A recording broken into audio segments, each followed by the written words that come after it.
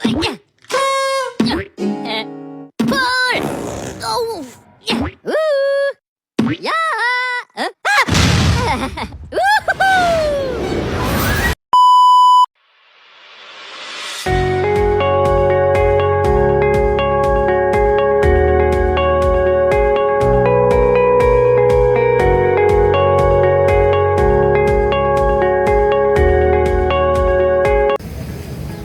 Ya, halo semuanya, shalom, salam sejahtera untuk kita semua. Ya, perkenalkan saya Jelita yang bertugas sebagai host pada podcast kita kali ini. Dan bersama dengan di samping saya yaitu Marlina. Jadi di sini kami berdua akan membahas tentang hubungan antara iman dan juga iptek. Oke. Jadi langsung saja kita masuk pada pertanyaan yang pertama. Jadi menurut Saudari Marlina, bagaimana iman Kristen memandang ilmu pengetahuan dan perkembangannya di dunia modern? Nah, jadi banyak orang berpikir kalau iman dan ilmu pengetahuan itu seperti dua kutub yang bertentangan. Jadi menurut Anda bagaimana terkait hal tersebut? Sebenarnya hubungan antara iptek dan iman itu sebenarnya tidak bertentangan. Jadi dalam iman Kristen, sains bukan musuh. Jadi Alkitab mengajarkan bahwa Allah adalah pencipta alam semesta, dan lewat ilmu pengetahuan kita bisa mempelajari ciptaannya. Tokoh-tokoh seperti Newton dan Kepler justru melihat penelitian ilmiah sebagai bentuk ibadah. Jadi iman itu alat, bukan musuh atau lawan iman.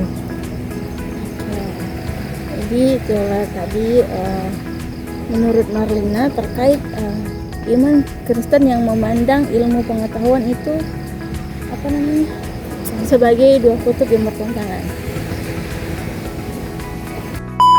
Oke, baik. Jadi di sini juga saya akan bertanya kembali kepada Saudari Jelita mengenai apakah ada konflik nyata antara Alkitab dan teman-teman ilmiah. Jadi bagaimana dengan hal-hal yang tampaknya bertentangan seperti teori evolusi dan kisah penciptaan di Kejadian? Ya, pertanyaan yang cukup menarik. Jadi yang seringkali yang bertentangan itu bukanlah Alkitab dan juga sains, tapi penafsiran tertentu atas Alkitab dengan penafsiran tertentu atas data ilmiah. Ada orang Kristen yang memahami Kejadian secara simbiolik, bukan secara harfiah. Jadi ruang untuk dialog itu terbuka luas. Kuncinya adalah rendah hati dan membaca firman dan data ilmiah. Oke, baik. Jadi jawabannya cukup bagus. Jadi dapat menambah pemahaman dan pengetahuan kita bersama.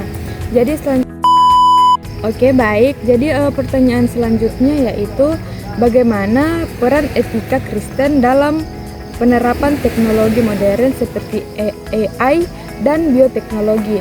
Jadi dunia teknologi itu berkembang sangat cepat seperti AI dan rekayasa genetika. Bagaimana iman Kristen dalam menanggapi hal tersebut? Oke, baik. Jadi menurut saya itu iman Kristen memberikan kerangka etis yang penting. Misalkan soal martabat manusia sebagai gambar Allah. Jadi itu dasar untuk menolak penyalahgunaan teknologi yang merendahkan manusia, seperti manipulasi gen demi keuntungan atau AI yang menggantikan relasi antar manusia. Jadi Kristen bukan anti teknologi, tapi mendorong teknologi yang membangun.